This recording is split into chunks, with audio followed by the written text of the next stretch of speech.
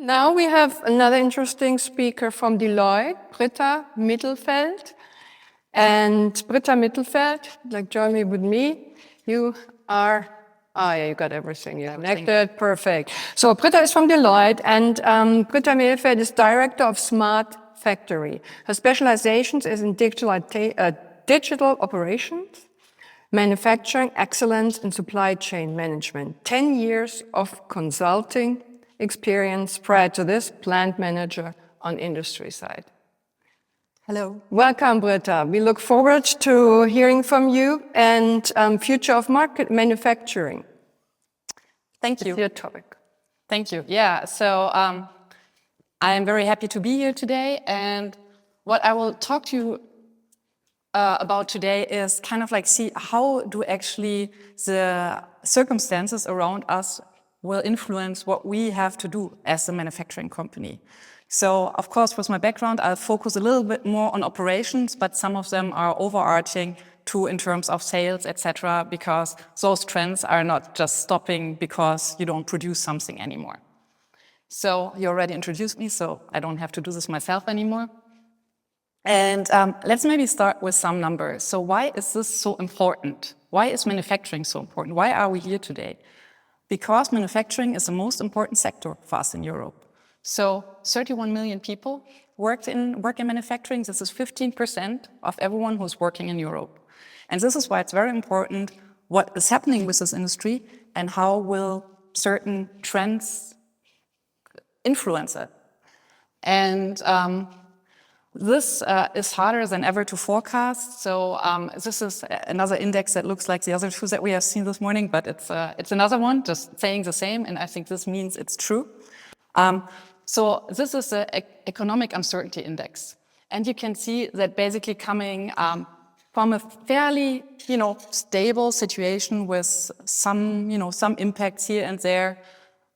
This uncertainty has increased tremendously. So, I think it all started with Brexit, when we all thought, oh God, what is happening here? I remember I woke up in Berlin in a hotel, and all suddenly Brexit was there. And like everyone at Deloitte was, oh, we have to have a communication about this. Like no one really expected that morning that it would have happened, but it did. COVID, similar situation. All suddenly, we had like big impacts on the manufacturing industry, especially on supply chains, semiconductor crisis. But when you see how uncertain we were there, this is still much more certain than how we feel today. And this certainty basically measures how we will invest. And this is why it's so important to kind of like see, are those uncertainties real, or are they just, certain trends that we can anticipate? Because if we like them or not, we know that they will happen. And this is what we thought about in our future of manufacturing study, and this is where I want to share some results with you. And I think the most important thing is those are the critical trends. Critical trends are the topics where we know they will happen anyway. So this is something that we should really anticipate and prepare for. And so there are many more, but I focus today on the ones that are important for data and for AI, because this is what this audience is here for. And I think the first critical trend where we know it will happen anyway is that technology innovation cycles will accelerate. And this is something we cannot change. And this is all driven by AI. And I think when we see just, so I have been in digital manufacturing since 2017. And when I think on how we started with just getting some data, and then we too had some use cases where we wanted to do predictive maintenance, etc. But then when I see what happened in the last year, so then we are really, really certain that this will have a tremendous change over the next couple of years. And too, when we look, for example, at humanoid robots, on how will we use AI to write the program, to program those. So this is just like a huge impact that we will see. The other topics where we know that it will definitely happen is the systematic importance of software providers. So when we look around here today, who is here? Of course, some manufacturers, but as well, Databricks is here. There are companies like Microsoft, like Amazon, SAP, Siemens themselves. So all of them are providers that are really part of an ecosystem, and each of our manufacturing companies have to consider who should be part of my ecosystem and how will I manage the strategic relationship in the future to be able to live with this acceleration in technology. The importance of data as a backbone. I mean, so we all know, I think by now, that AI doesn't work without data. So, but it's still strange how less we are prepared for this when we look, especially like in brownfield areas, how we take care of our data and how master data are currently in shape. Another topic, large-scale recycling. We have heard this morning tariffs might be actually one driver. Well, this will happen faster than we initially anticipated. But we can be fairly certain that there will be large-scale recycling of materials because our resources are not endless. And this large-scale recycling needs to be covered by data, because when we want to know how can we use these materials, we have to know what were they before. How often can I recycle them? What can I actually make out of this?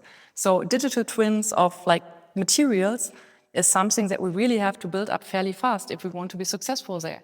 And last but not least, workforce transformation. So what will actually happen with all those people that we maybe don't need in certain jobs anymore, but how we can actually leverage them and use them in a different way in the future? How can we, change them into programming? How can we teach them how to work with technology? This is something where we really know that we have to do all this. But when I look at my client base, not everyone actually is focusing on this yet, because everyone is just still very busy with their daily operations. But the big question is this good enough in order to be successful even for the future? And the interesting part is, those are the things we know, but then there are certain things we don't know.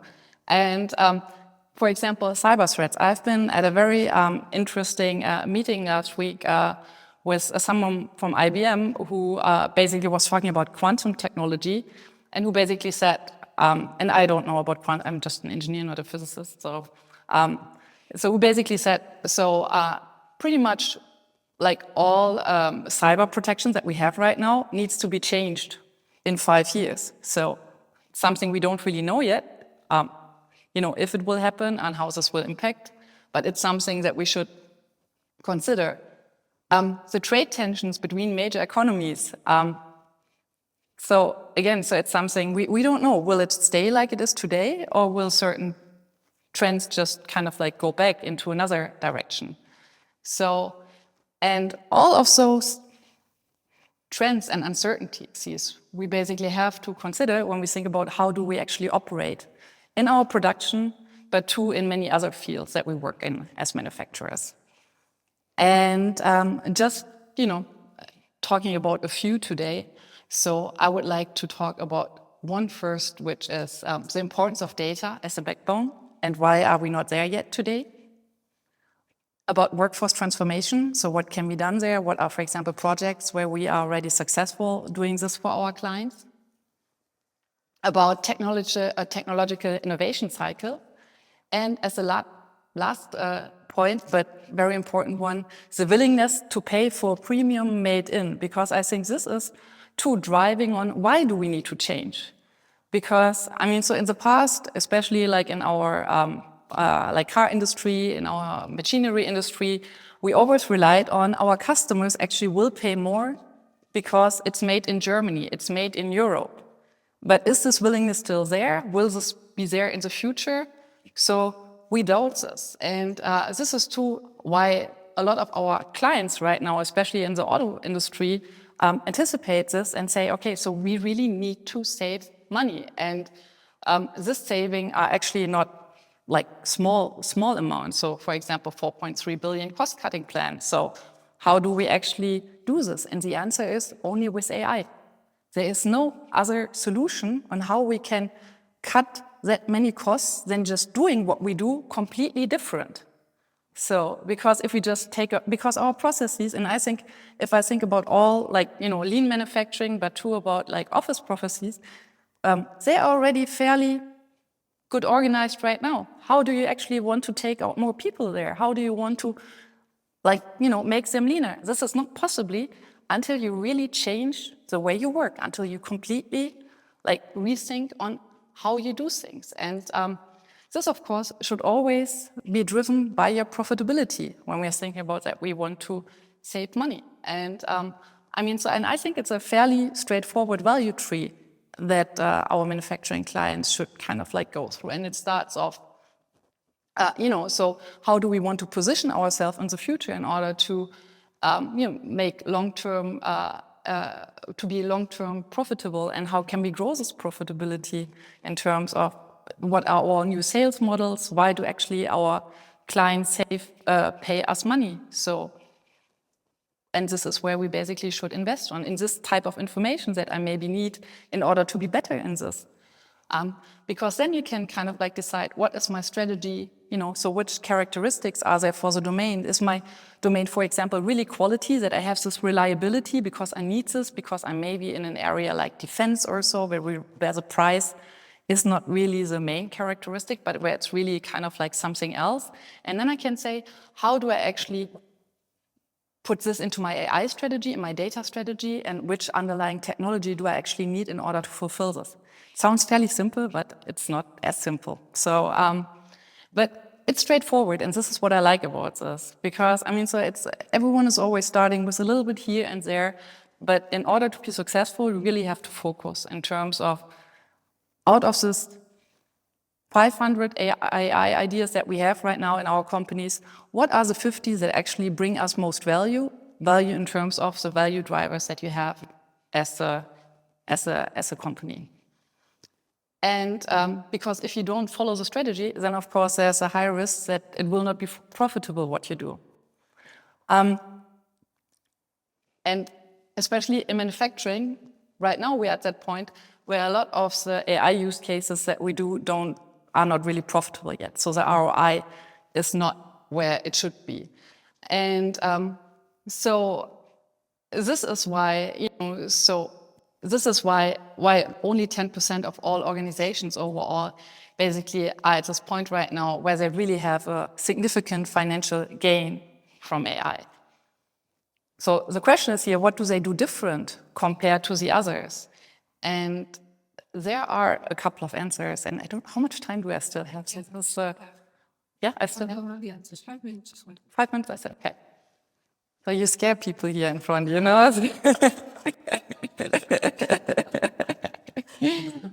So, and we call those companies who are successful there, we call them transformers. And these transformers do certain things similar. First thing is they measure the ROI of the use cases. So very simple. If I don't know what I have, then I cannot kind of select this use case should be scaled. This is what I've done right. This is what I can adopt to something else. They use a platform that is scalable. Second thing, we have talked about partners early. Who are my technology partners that I want to work with? So data are becoming increasingly more valuable if you connect them. So having one platform where you can overall connect the data is just one of the key success factors. And the other thing is to have a standardized AI lifecycle, because there's nothing worse than working in manufacturing and you want to open your application and then it's not showing the right data anymore. So AI use cases, same thing as other applications, they need to be maintained. They need to be trained, they need to be kept up to date, and when they are not necessary anymore, they need to be retired, because otherwise they do cost money as well. So those three things are really important when you want to kind of get to that transformer level where you really, really have an impact from your AI solutions.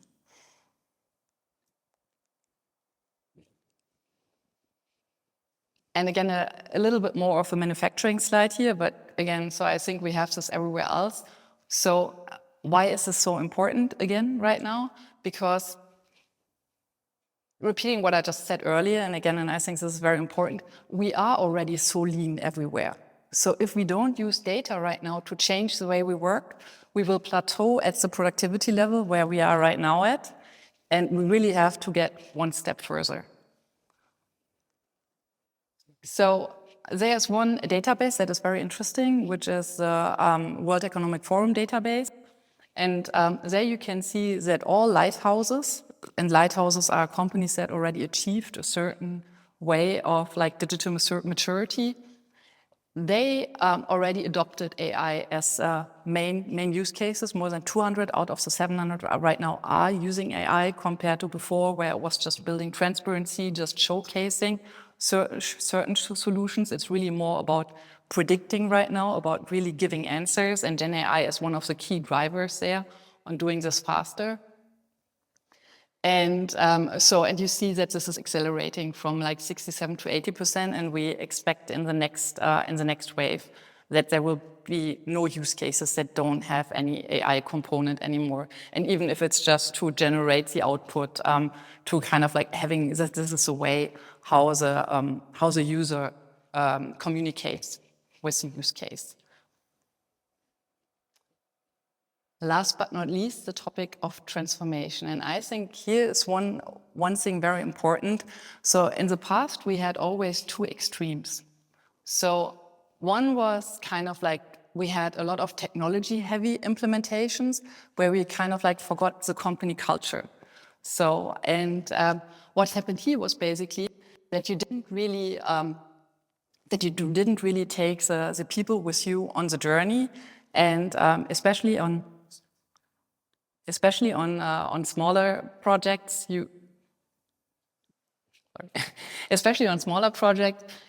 they stopped before you actually could get the real business value. So it's kind of like, for example, an SAP transformation, you would always do like this. So you have to do it anyway, too big to fail.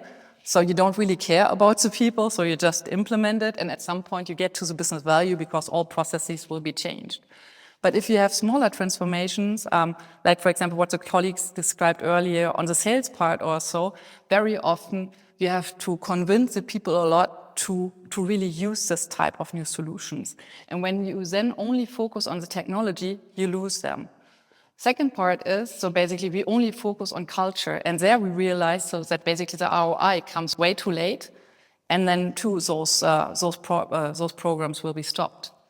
So very successful are typically programs where you combine this. So basically where you really bring the technology and the culture into scale. And this, for example, we see at low-code implementations, or to kind of like at this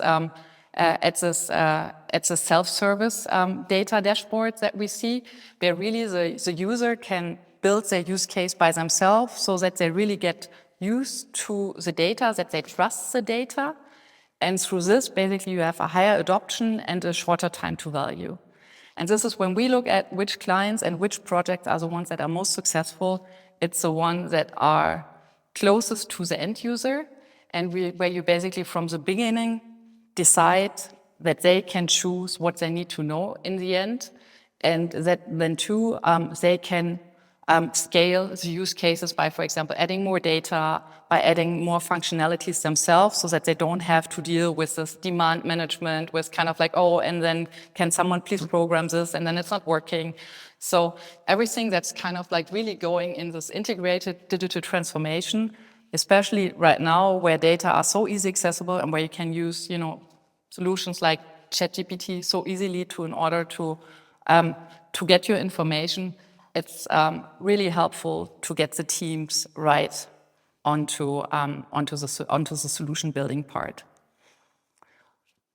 Last but not least, so what are the key takeaways? And I hope that all of you listened well after the lunch break, so that everyone can follow me why those are the key takeaways. So first thing is focus on value. We have heard, so we don't really know if anyone will pay for a premium anymore. And in order to get value, you really need a strategy, and you need to collect your use cases with your strategy. Second point, address data as one of your main challenges. So whenever we go to a client, they always say, we have all the data. And then we go there and they don't have any data that we can use to build something valuable. So from the beginning, know that right now you don't have any data that you can use unless you have proven that you actually can use them. Next point, deploy technology efficiently. Don't start with a little bit here and there. Use a platform which is scalable, because this will really bring you to the point where in a couple of years you achieve value where you right now don't even know that you need this in the future. And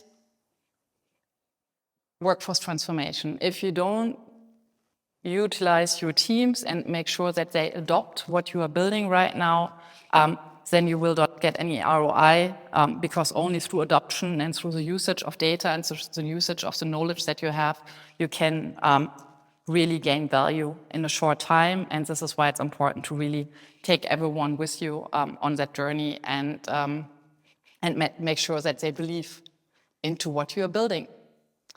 And of course, anticipate the latest trends and uncertainties. So if you need to study, let me or my colleague Claudius know, and we are happy to send this out. All right, I think that's it.